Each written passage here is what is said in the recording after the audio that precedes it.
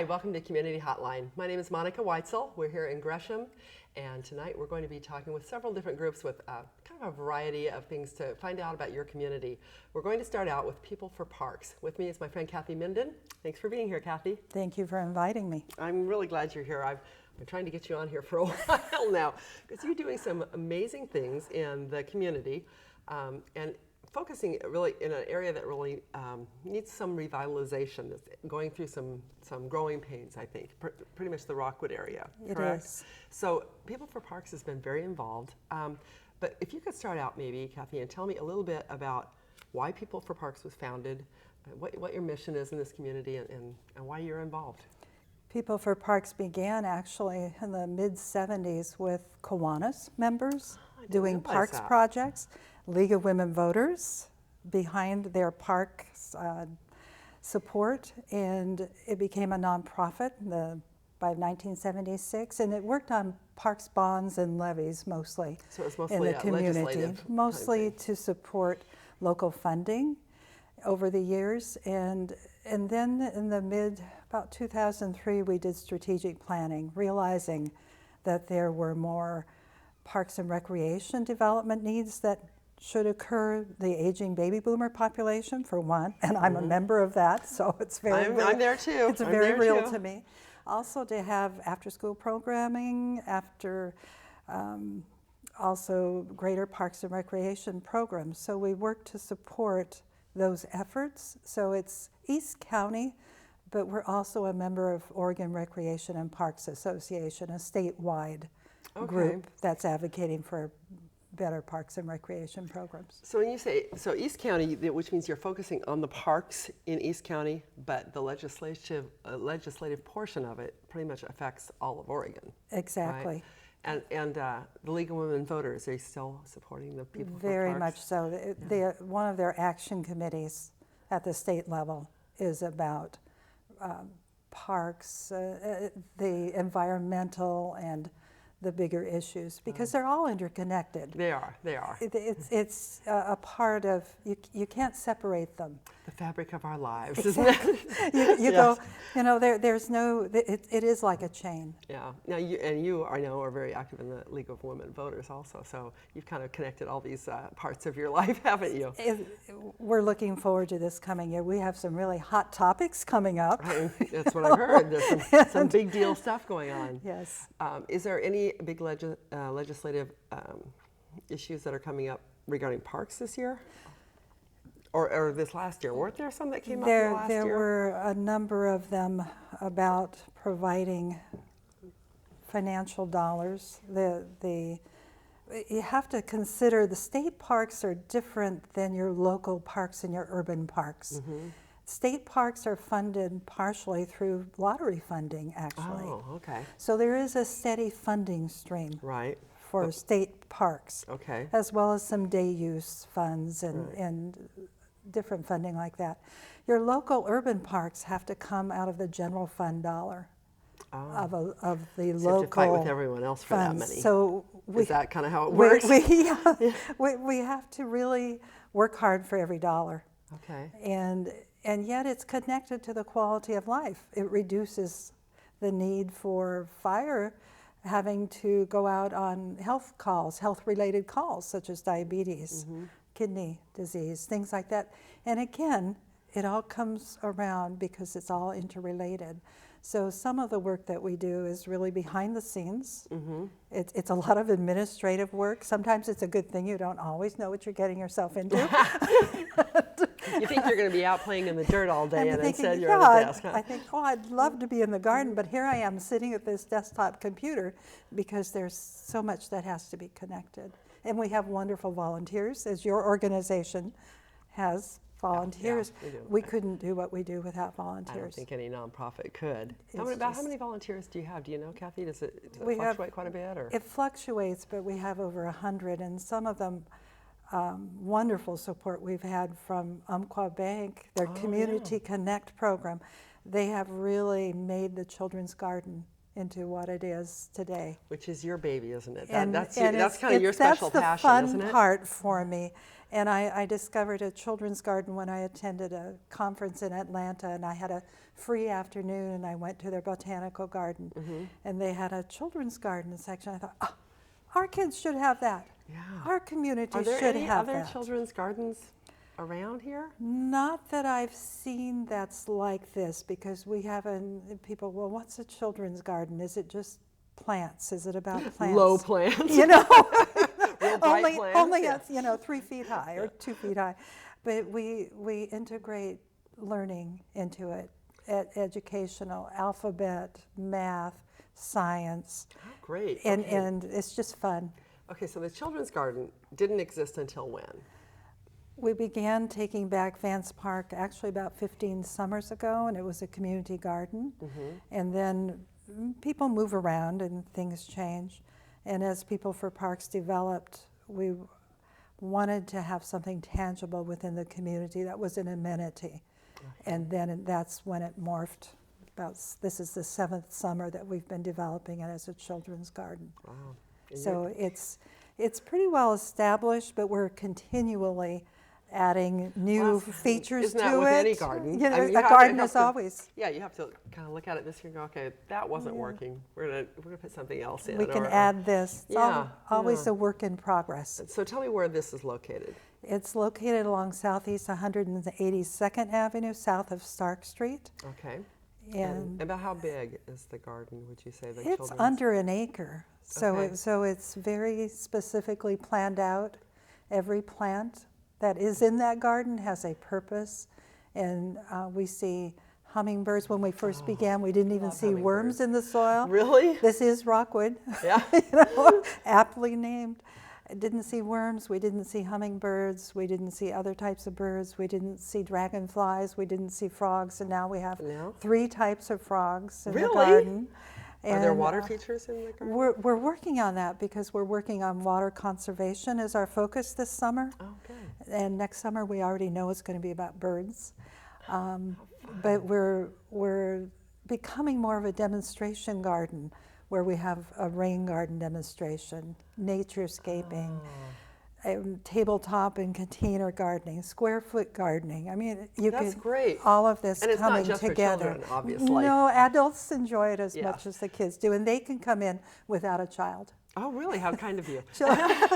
Children under 12 have to come in with an adult. Okay. Yeah. Now, the full name is the Children's Imaginative Garden. The Imaginative Children's Garden. Or Imaginative Children's Garden. Right. Thank you. So, what is it? Where does the imagination part come from?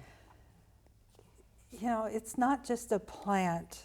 You look at something and you go, we have a lot of fun. We have dinosaurs, and Explain that's that, the Kathy. dinosaur dig. And you create a scene. Okay. So, are there so areas of the there are garden? that- specific areas, and we have multicultural beds that have through signage in English, Spanish, and Russian. Oh, great, great. And the alphabet garden that features sunflowers as well as other flowers, but we actually have letters and we have items that the kids can match. So, how does We that do work? Do you have science, like we- we're looking for the letter S and you find a sunflower, that kind of thing? or- Well, you can find an item in the container that starts with S. The Oh, okay. children practice their alphabet that way. Okay. We have some pictures have from the garden puppets. too. I want to take a look at those because maybe you'll be able to Yes, explain and some maybe of this the too. puppet pictures would show the children put on puppet plays for the adults, or the adults, the parents or adult with the child will do a puppet Oh, play, how and it's all impromptu. It's all just the children or adult. That's great. That's Very- great. very They improvise creative. and yeah, It's I very can see creative. that. Okay. Now, what's the picture we're looking at right That's now? that's the puppet deck. Okay. And they're sitting actually on, we call them mushroom seats or button seats, and they're really cute, and it just adds to the entire The scene. flavor of the scene, yeah. And they're in the shady game area. There are tables set up there that they can sit around and in the coolness of the day. And many people have said now, we have created an oasis Oh, how great. in the center of an Right. area that is very challenged to have any Yeah. amenities at all. Right. Look at that. Isn't that pretty? And that's where you see where ABCs the and numbers. ABCs and numbers game is a little to the right of that. In front is a sundial, and Nice, that's good. we are working on a time project for next summer as well. Yeah, And teach the kids how to use the sundial and sundial as well as time clocks, actual clocks wow, that we'll okay. be making up. That will be That cute. sounds fun. And these are some of the early stages of the garden earlier in the spring. And the butterfly tent was on, the pavilion was on the left, and the science tent was on the right. And this is obviously a parade. Yes, we do. How cute is that? we- What parade was this? Do you Actually, know? we participated in the teddy bear parade that we all love so Yes, much. Yes, very popular. And this was our second parade, actually, because we do at the end of summer butterfly release party and parade at Vance Park. We Okay. parade around the playground. Even adults wear butterfly wings. I love the and butterfly antennae. You can see our antennae there. Oh, So look at as we prepare for the butterfly release, we release the netting above. And of course, the lesson of the garden is nature. We have to work with nature. It's very real. It can be windy some days. You're dealing with the heat, the cold, and of course, also very we do fragile. monarch butterflies because of their endangered status. And so the children learn about monarchs, and Oh, that's pretty. one of them. And I'm hoping we'll have the chrysalis. It's all about timing. Usually, we always have some butterflies to release, But you don't know how many for sure because but who knows, yeah? nature takes its own time, and usually the week after I continue releasing monarchs. Is that right? So one of these years, but the bug chicks came to our party last The year, and bug then they chicks. led our parade around the playground leading up to the pavilion. And it's just another enrichment for the community to have about the bugs. And we have an entrance point in the garden. We want people to acknowledge they have entered a special space. Oh, I like that. That's good. That, yeah. that they've become a part of that as well. Free butterfly crossing.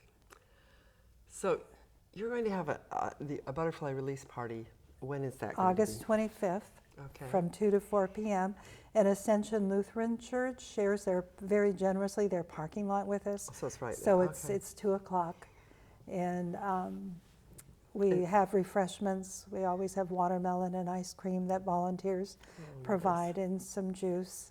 We keep it light and simple because the kids Well, are the so focus excited. is not on the food, and No, the focus but- is on nature. And I remember as a kid, monarch butterflies. I used to see monarchs all the time. I never see them No. anymore. So The environment has yeah, changed. yeah. There's so much more development. There's so much, More and that's the lesson that we also convey in the garden is about conservation and so being you're aware. really teaching a lot while you're sharing beauty and having fun. It is. Yeah.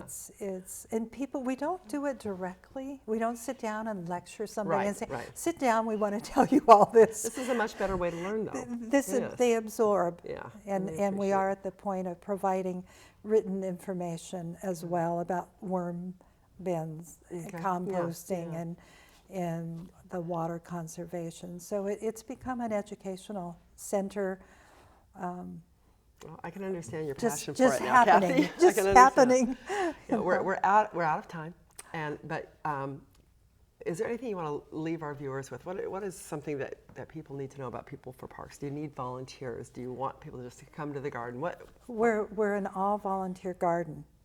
Okay. The Gresham Parks and Rec coordinates with us as much as possible, and we try to support their efforts as much as possible. And I look forward to the future. I think there's a greater awareness now of how important the parks and recreation play within entire the bigger lives. picture in our lives. So I am actually very positive that we've reached a point where this is going to be integrated Good. more fully. Okay, well, keep your optimism, Kathy, and keep working hard because you're doing share terrific it. stuff. That's wonderful. Thank you so much for being on here today on Community Hotline. I will look forward to seeing you around the community, and we'll try to make it out to the butterfly release party. Thank you. It's fun. Don't go away. We'll be right back. We have Hands On Greater Portland coming on, and I know you're not going to want to miss that. I'm Monica Weitzel. Stay tuned.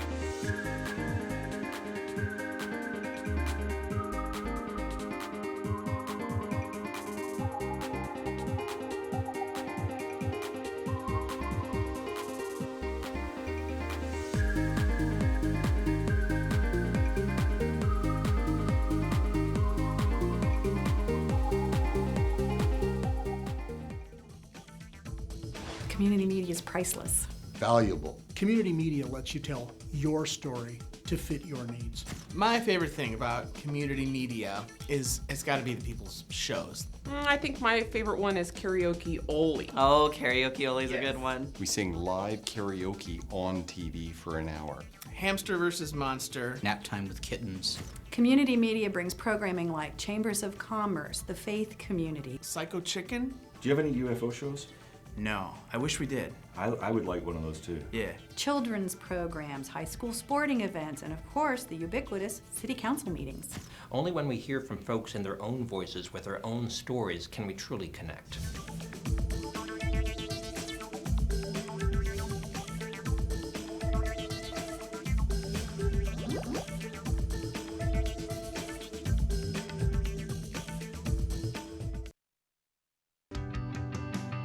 KZME Radio is a new station that is committed to entertain, inspire, and connect our community through programming that celebrates local music, arts, and culture.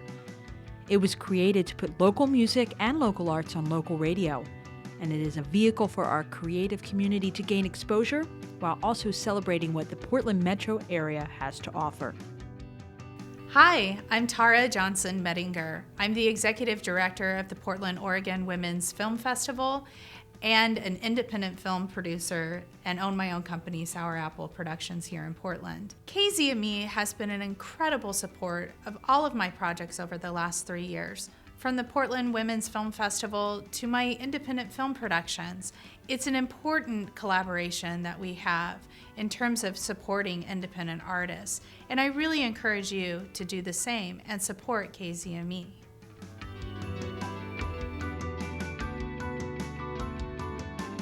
For more information on how to support and get involved with 1071 FM KZME Radio, see our website, www.1071fm.org. KZME Radio, music where you live.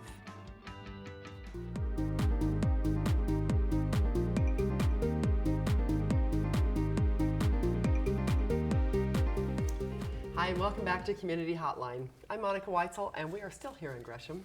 We are now going to be talking with Hands On Greater Portland, which is a program of the United Way of the Columbia Willamette. Correct? Yes. Okay. I got it all in there. Malia Titchener, thank you for being here. You are the Eastside Program Manager. Yeah. And Dannon Rafe, who a MetroEast volunteer and program coordinator for Hands On. That's right. Thanks for being here, Dannon. Absolutely. Nice I'm to see so you again. excited. Yeah, this is I wonderful. know, I know. Well, see, last time you were here, you were actually behind the camera. I was. Yeah. And now here he is. It's The a little. star on the It's a other side. little surreal. Is it? Enjoying I'm it glad to have immensely. you here. Yeah, thank you. Well, I know a little bit about Hands On Greater Portland, but not a whole lot. So, Malia, maybe you could start out. Tell me a little bit, if you could, about what Hands On Greater Portland does. It used to be just Hands On Portland, didn't it? Yes, yeah, and we actually expanded, expanded. Because we moved into Washington County in around 2003, 2004, and so we wanted to acknowledge the fact that we're not just in Multnomah County, but we're also serving the communities out in Washington County. And yeah, so Hands On is pretty much an organization. We like to think of ourselves as a connector in the community, so folks who want to do good, they can come to us and we're going to help connect them with opportunities to do good in our community. So if I wanted to volunteer for something, say I just moved here from Cleveland and Yeah. I wanted to get into some volunteer work, I could call you and say, these are the things that I'm interested in. You could do Or that. do Most I of just it is say- web-based, actually. So Oh, we okay. want to give you the opportunity to actually You kind check of it out take yourself. Yeah, you can check it out yourself. Okay. You can put in your keywords, www.handsonportland.org, and we have a really wide variety of opportunities with over 250, 300 nonprofits in the greater Portland area. That's a lot. Everything from, helping walk dogs at the Humane Society to pulling ivy up in Forest Park. I mean, all sorts of different things for kind of folks who like to be indoors, outdoors, active, other things you can do while sitting down, that sort of thing. I was going to say, if somebody were, say I'm homebound, maybe, I can't get out easily. I don't have a car, or I'm, in a wheelchair, or I just, have to stay home a lot.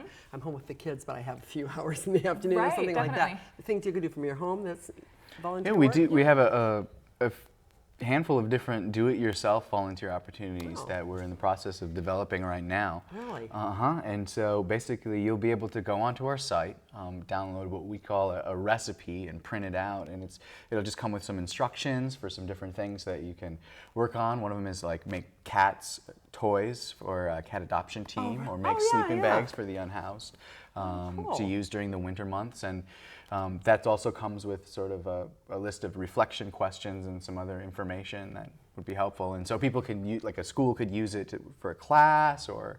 Give me an example of what you mean by a reflection question, like reasons why you're doing this kind of thing, or what is that? Yeah, exactly. Well, reflection is an important part of the hands-on Greater Portland model. So each of our hands-on managed volunteer projects, we end the project with a reflection where we just sort of ask some questions about the service and sort of call out each other's intentions about being out there to serve. So it's not a questionnaire about how did we do today. It's a question of why were you here? Or how did it make you feel, or did you think about this differently? And why was it important too? I think so many times we go out on a volunteer project, maybe for 3 hours, and we have a little bit of time, and then I have to go home and do laundry, and I have things to do, and I have kids to pick up. But you pat yourself on the back because you did something good. Yeah, right? you want to take that moment to say, actually, wow, we might have pulled this much ivy, but us and the 50 other people that are coming out this week, this is what we're helping, Tryon Park do to help mitigate their ivy problem, and this is how we're contributing. And maybe I'm going to think about other ways that I can kind of continue to be involved after that. And maybe why it's important. Because, okay, so I pulled ivy, so what? What happens if I don't pull the ivy? Right, if nobody pulls the ivy. I think that education piece is key in that opportunity to really take a moment to reflect and think about the reason behind what we're doing. Because otherwise, I could pull ivy in my own backyard. Right. Okay, this is one of my pet things. I really like the idea of kids getting involved in volunteerism at an early age. If you see your parents do it, you're more likely to do it. Definitely. But do you have opportunities for kids to volunteer? Yeah, we do. So we just finished developing a series of Good for Kids projects, and they're labeled on our website Good for Kids, and they're projects that are specifically developed with families and caring adults with children in mind. And so just simple things like the projects are less than 2 hours long, the projects are safe and easily understandable for children, and it's that sort of idea that if you can get kids involved at an early age and model sort of that service, that's something that they'll carry with them for the rest of their lives. And we know that kids have the most fun when they're volunteering around other kids. And so I think that's great. Yeah. I'm glad to hear that you're doing that. I really am. Yeah. And and with volunteering, I mean, everybody knows if you've done any volunteer work, you always end up getting more out of it than you put into it. I mean, if you really, I think, you go and it's like, that was really cool. I feel good about what I did. I know, and I met some great people. If you're, working with other people and connecting, and you can learn a new skill. I mean, I didn't know how to paint anything until I got this job, and then started leading volunteer projects where I had to learn how to do trim and edging, and now I can fix up my house. Well, do it yourself for now. So I think there's a lot of people think you have to be altruistic to go and volunteer, and obviously there's a piece of it that usually compels us to want to help others, but we're helping ourselves. For sure, we're getting that satisfaction of knowing that we're out there doing some good. Yeah, that's so important to our model, is that volunteering is transformational to the individual. And that's what we try to bring to all of our hands-on managed projects and Teamworks programs. So there's a real, I don't know, spiritual is the way I want to put it, but there's sort of that component to it, isn't it? That's it's a more holistic approach to life, I guess. I'm not sure how to exactly say it, but it's not just going out and doing something. There's like the reflective piece. Deeper meaning. Yeah. I mean, we talk a lot about going deep and making our projects deeper, and I guess that's because it's hard to express that in any other way. But yeah, exactly. And people bring different motivations too. I mean, some people just want to get out there, they want to do the work, they want to see that it was done, and then they're on to their next thing, and that's fine too. I think what we want to acknowledge is people bring different motivations to volunteerism, and we want to help them connect where they're at. Any way that they want to do good, whether it's I need some skills, job skills, and I want to kind of connect in, and I'm going to volunteer some time between jobs to kind of get my resume built up. I mean, that's a really practical reason, but it's interesting too, because obviously it's the economy. It's hard to get a job. Yeah. And I know that putting volunteer work on your resume is a good thing. It shows, it shows a lot about you. But the fact that you can get some skills to actually on your resume, what a great thing. I mean, I know that's true here at MetroEast because we teach people how to make television shows. So if you have the ability to make a video for your organization, hey, that's a great tool to have. It's a great skill. But I didn't really think about that, Melina. That's good. You have a team thing going on now that I want you to tell me about, and I think we have some pictures too of some of those teams. So maybe we can take a look at the pictures, and you could tell me a little bit about the Teamworks program. Definitely. Tell me about that. So our Teamworks program kind of was created with this kind of three-part model in mind, where we realized that a lot of what we do is connect people up with done-in-a-day volunteer opportunities, which means that they're kind of like, okay, we're going out, we've got 3 hours, we want to pull this ivy, we're going to see how much we can get done, and at the end of it. It's not a big time commitment. It's not a big time commitment. We realize that there are some people who either are shopping around trying to find a place they want to volunteer, so they want to try a few different projects out first, which makes total sense. Or maybe they don't have a huge amount of time. That kind of the historic model of volunteerism was like, okay, you commit to this organization, you come out every week for 10 years. And but the Teamworks program really was an opportunity for people who want to come together and do some of those shorter stint opportunities, but they want to deepen their understanding and knowledge of a given issue, and they also want to make connections with other like-minded individuals who are also kind of community-minded. So those women that we saw in the last picture, they share the wanting to wear the cute hats. Totally. That's the reason I signed up. So this actually was a team that was all based around age-friendly communities in Portland areas. So how do we make Portland an age-friendly city? How are we making it accessible to people of all ages, including elders, and even looking at things like kids and accessibility for intergenerational communities to have all their needs met. Dannon, actually, I don't know if there's Dan there. You can see Where are you, him there. Dannon? He's second from the. Second from the left. I got my helmet and my goatee. Your goatee. That's why I don't recognize. That was a bike-oriented Teamworks, like looking at alternative transportation. So folks who are interested in signing up around an issue of bikes and what does that look like in our community? How are we? It looks big in our community. It does look pretty big in our community. But where are areas that volunteers can plug in to help with bike infrastructure? And you'd probably be better at explaining it. You were the one that led it. I think you did a wonderful job. Yeah. Okay, what is this? This looks like a garden. Yeah, this was actually this is the same group that did the age-friendly communities team, and Mark Noonan in the white hair in the back. Elders in Action. It's a great partnership with them, where they're really working with us to create these teams so that people who are interested. Oh yeah, Mark in the blue there. I see. Exactly in the issues of kind of age-friendly communities and accessibility. So this is Bob's Garden, and they kind of planted all sorts of things. And this team is actually a fun one. This is our Northeast Portland kind of sampler team. So the sampler team. Yeah, that sounds interesting. The neighborhood teams are really fun. They've become very popular. So folks who are either living in Northeast Portland or who maybe wanted to get to know it a little bit better signed up for the team, and we went and we volunteered on a bunch of different issue areas. So this one was with Community Energy Project. We're out weatherizing some homes. North Killingsworth. Yes. So that's our team there, and it's just all of these people. I think besides myself and my co-leader, nobody really knew each other prior to coming out to the team. Oh my God, but after you're done. But after you're done, so each TeamWorks has a session of about 6 or 7 different volunteer projects or learning sessions. So the cool thing is that we can dive into not just volunteerism, but really say, okay, let's look at Northeast Portland and let's actually kind of dissect that. Let's look at the history, because I think a lot of people live in our communities, they don't necessarily know, if they didn't grow up here, or even if they did, kind of where our communities have come from, why they are how they are, how they've changed, exactly, and what the issues are. Because I think like outer Southeast Portland is going to have different issues going on as downtown Portland. Oh, yeah, I was just looking at that community, there in inner Northeast, how it's changed in the last 20, 30 years. Exactly. It's incredible. Yeah. So that's really, I find that really fascinating. I think that's really cool that you're getting into more than just the volunteering, and I love that sampler idea. What a great, and if you were somebody new to the area, or you just were kind of an introvert and wanted to go out and meet people, and you didn't want to do the online dating thing.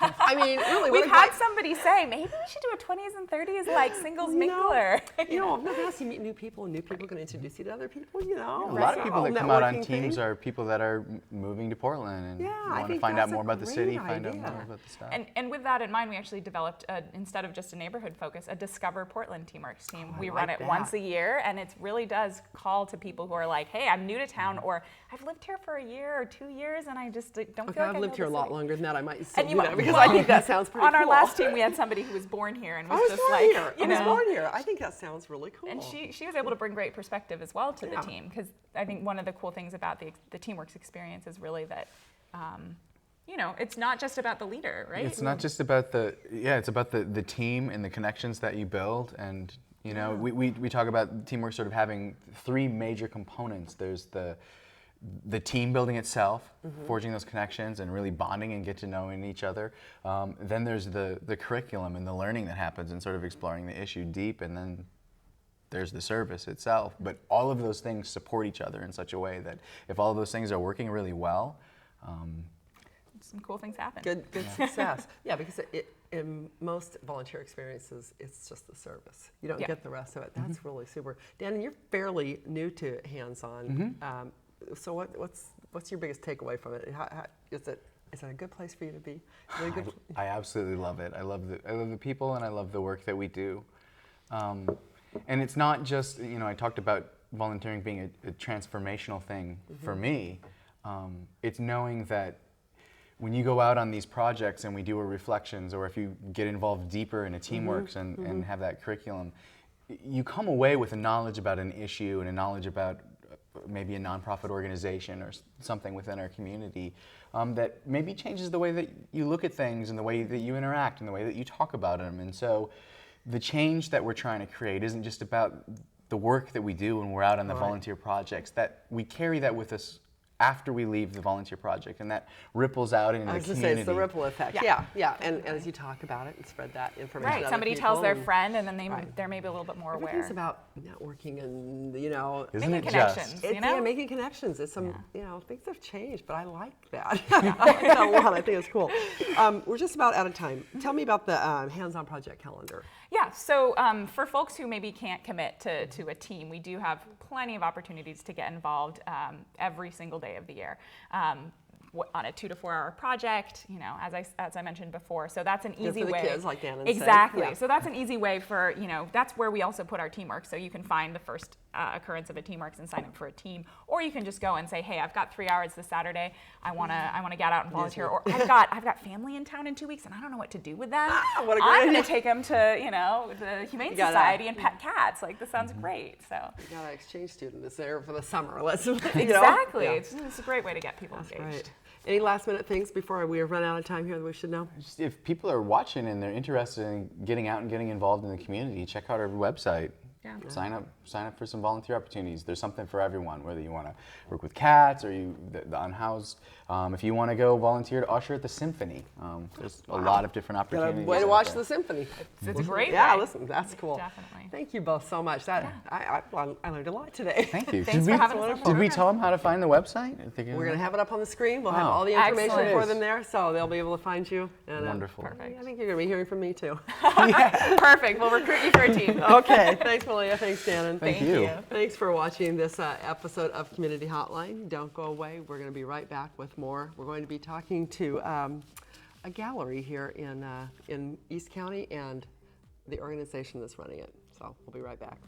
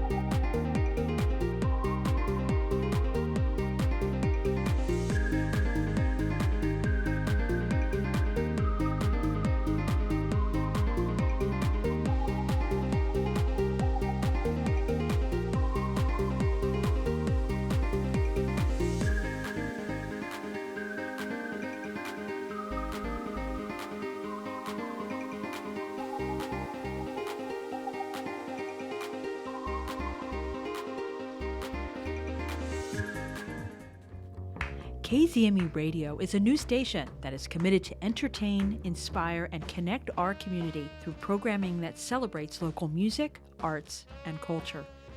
It was created to put local music and local arts on local radio, and it is a vehicle for our creative community to gain exposure while also celebrating what the Portland metro area has to offer. Hi, I'm Tanisha Toller. I'm with the Regional Arts and Culture Council. And we host this bi-monthly artist networking event, which is how I found out about KZME. I'm in the business of supporting artists, and KZME is in the business of supporting artists. And so I get why they do what they do, as well as the love of music. I've always loved music. I've always gone out and supported music. Portland loves to rock it and be unique, and I think the arts are really important. It's kind of like what helps many of us give meaning to why we want to keep going. So I think you should support KZME because you'll continue to support local. You'll support not only local business, but local artists and music.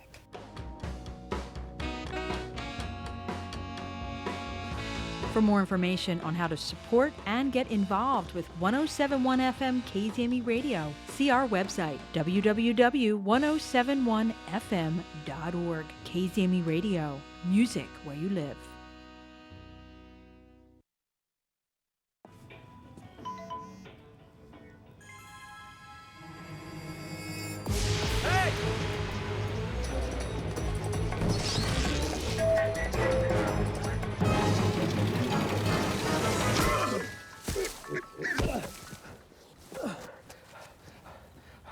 So, same time next week?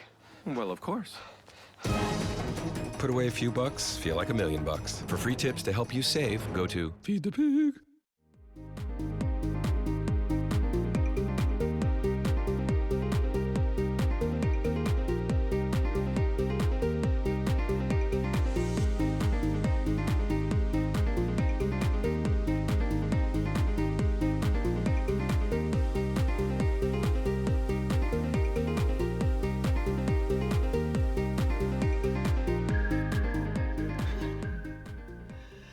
Hi, welcome back to Community Hotline. I'm Monica Weitzel. We're in Gresham at MetroEast Community Media.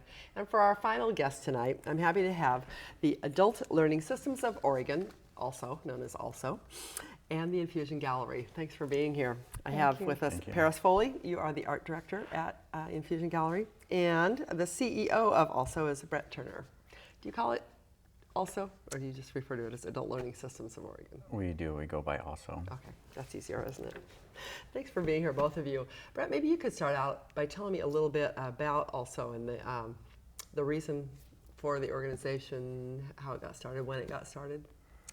Yeah, the mission of Adult Learning System also is to promote the full inclusion of people with special needs in the life of their community. And it was formed sometime back in the 90s when the state institution in Fairview closed. And it was. I remember that actually. And it was actually an agency that started in Michigan called Adult Learning Systems. And they can't use ALSO though, can they? They can't. And that organization, we became detached from it in 1998, and that's when we became ALSO, a part of Oregon. And anyway, we were at that time just bringing people out of the institution and but helping find them community placements. And transitioning them from one living situation to another. Yeah, and so that's happened since the 90s. And over the years, we've kind of evolved into an organization that does a lot more support. And our tagline is supporting people one person at a time. And so that's our focus nowadays. So by supporting them, tell me some of the things that ALSO does. Okay, so we support 80 people right now in residential. So that can be from somebody living in a group home 24 hours a day, living with other people, staffed around the clock, to somebody living in their own apartment or in their parents' home, and we provide and help provide staffing and support that way. And it can be a few hours a day, it could be 24 hours a day. And you said, I don't know how you describe it, is that people with special needs, is that what you are? Yeah, intellectual and developmental disabilities. Okay, and just for somebody who might not understand exactly what that refers to, what would that be? The old term was mental retardation, and so for many years now, that term by many has been a kind of a derogatory term, so it is now considered intellectual and developmental disabilities. Okay. Now, how does this art gallery play into all of this? Tell me about how you hooked up here with Paris and how she became involved with this. So maybe about 6 years ago or so, also started doing vocational services. And in the process of the vocational services, maybe about 1.5 years, 2 years ago, there was a focus on art, and so Paris was volunteering at our vocational site, one of our vocational sites. So tell me, Paris, I'm going to let you pick up the story. What happened then? Actually, I volunteered for almost a year. I believe that Brett and some of the other people at ALSO realized what a connection it made with a lot of the people that were even nonverbal, some that were verbal and so on. What a huge connection that made. So it kind of opened up their eyes, and so what they did is I got the fabulous opportunity. I was offered the position as the art director. So I became, so sometimes volunteering pays off in ways you don't expect. Exactly. So in turn, had a few ideas of ways to raise awareness and kind of break down the barrier. The way people looked at people that were developmentally challenged. There's such a wide range of people that we support that have all different types of issues, cerebral palsy, autism, schizophrenia. The list goes on and on, really. It's not just, just not the old standard. People think of like retardation. That's not the case. Yeah. It can go from one degree to the next. So what we've done with Infusion Gallery, what we try to do is kind of break down that wall and have a space where We have over 30 artists from the Pacific Northwest showcasing their work in the gallery that we have in downtown Troutdale. Amongst all those pieces that we show in the gallery, we have our people that we work with on a day-to-day basis that actually we've given them freedom of expression. We have a classroom that is in the back of the gallery, housed in the back of the gallery, that we actually work with them Tuesday through Friday. That's great. Yeah. So they show their work there. Yeah, you know, they show their work there. I went out there with Mike Canty, one of the producers here, and you kind of showed us around, and he did a little bit of video of it. I wonder if you don't mind if we just take a look at that now. I'd love you to, and then you can see what I was talking about. Yeah, that would be great. Well, let's take a look at that, and we can see some of the work that's shown there. Perfect, thanks.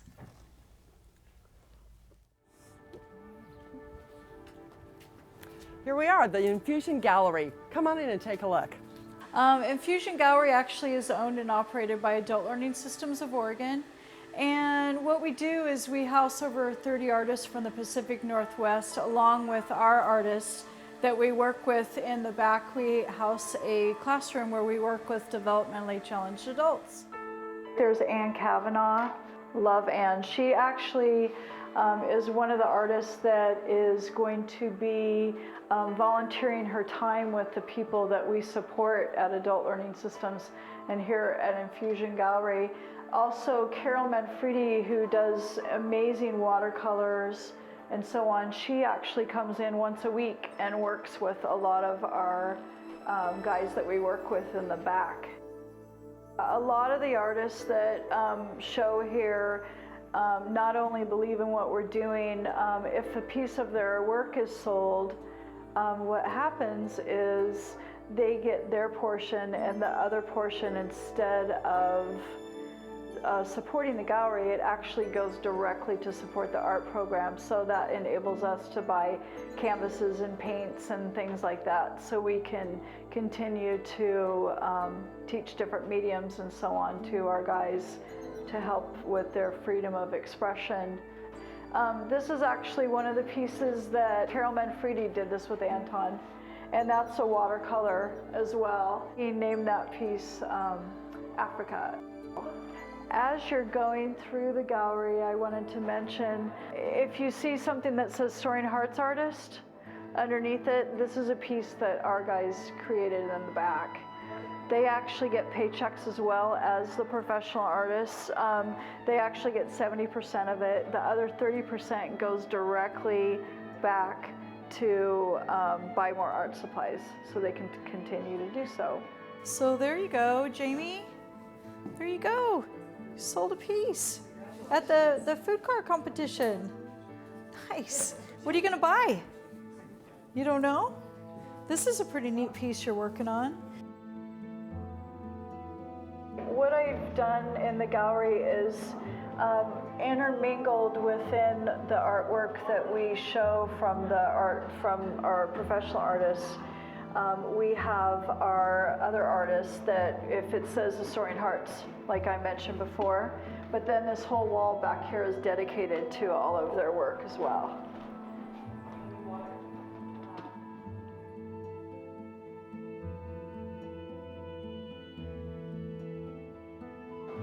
Then what I've done is I've created greeting cards, so people, if they want to support the gallery but they can't maybe get a piece of art, they can purchase a piece of art that was done by our guys. And we have calendars, recycled paper. We do quite a few things. This is where all the magic happens back here. This is where our guys create. This is our classroom that we do back here. And this is Tina. That's beautiful. That's beautiful. Tina, I love it. Well, the community can support us actually by coming to our events and showing their support, coming to our First Fridays, trying to raise awareness, let everyone know about us, and buy artwork so we can keep on doing more. That's great, Paris. Thank you. It's a really nice gallery too. You like it there, Brett? Yes, we love it. We're very proud of it. Yeah, you should be. And you mentioned First Fridays on the video, and they feature some of your artists at those, so people can support also and the soaring artists by going to the First Fridays in Troutdale. Absolutely. Troutdale's a fun little town. Yeah. I walked in the Troutdale Summerfest, or I drove in the Troutdale Summerfest parade. I like that town. Also, some of the local businesses, I guess, are showing some art. Isn't that correct? Absolutely. The whole entire street does First Fridays, and they all sponsor artists and so on. So it's a fun way to support your community as well as Infusion Gallery. One of the car dealerships also had some art? Yes, actually, some of the local businesses around have, they really believe in what we're doing, so they've stepped up and they've let us help spread awareness by letting us showcase our work in their business. Weston has some in their waiting room. Also, great. US Bank. So if you go in there up by Cherry Park, they do as well. So yeah, I encourage any when I was in there, I found a piece that just spoke to me, and I bought it right there. It was one of the soaring artists pieces, and I love it. I just love it. So it was fabulous. Yeah, it makes me happy. Good. So and then also you probably we're almost out of time, but you have needs for volunteers? Always. Okay, and also at the gallery or what? Where are your volunteer needs? We have volunteer needs from different types of events that we're putting together, volunteering at the studio, at our vocational site, and all types of different needs. So if people have an interest in art, or if they have an interest in working with people with the developmental needs that they want to get involved, this would be a good fit then. Absolutely. Yeah. So I appreciate you being on here. I wish we had more time, because I'd really like to hear a little bit more about some of the people that you work with. So maybe you can come on again sometime. That'd be be lovely. Show some of the artwork, and perhaps maybe somebody can even come on with you. Maybe one of the artists could come on sometime. That'd be fantastic. Yeah, thank you. We have just enough time. Can you tell me, like, when you give a check to somebody? I said we gave a check here to somebody who had one of the soaring artists. What's it like when they get their paycheck? Oh, it's a thrill. It's really fun. A lot of the people that we work with don't have the opportunity to get an income, so this actually satisfies different, independence, not only freedom of speech and expression, but it gives them independence to feel like they're just like you and I. Living You're not so different. a regular life. You're not exactly, so different. Exactly. So it's a joy to them, and it inspires them to do more and so on. So it's a neat opportunity. It seems like it's got to be some fulfilling work. It does. It does. And a lot of the neat thing about it is a lot of the guys who have received paychecks actually have been inspired so much by doing art that they've actually purchased things and they've taken them home and done their own art at home. Really? Uh-huh. Oh, wow. Yeah, absolutely. Yeah, it's gotta feel good. Brett, how long have you been involved with? I've been with Adult Learning Systems for 10 years now. 10 years? Okay, that's a long time. So, just before we close, what's something that you think our viewers should know about people that are developmentally disabled? How they're not so different from us, but what do you want people to know?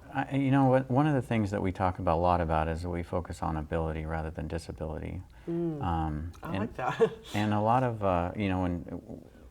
oftentimes we refer people to our website because we do so many different things. It's hard just to describe it in a sentence. Our website, I think, does a better job at really describing all the different things our organization does. Well, I like that, focusing on the ability rather than the disability, because I'm thinking about some of the art that I saw at that gallery. There was some amazing art, a whole lot better than anything I could do. So I may have an ability in one area that that person doesn't, but they've got it all over me in another. So that's a good focus. Exactly. Well, come back again sometime. Thank you. I'd love to have you on again, and we'll encourage people to go to the Infusion Gallery and also to work with Also. Check it out, a good place to volunteer. So thank you both. Thank you very much. Thank you. Thanks for watching Community Hotline tonight. I'm glad you stayed with us. We'll be back here next week at the same time. I'm Monica Weitzel. This is Community Hotline.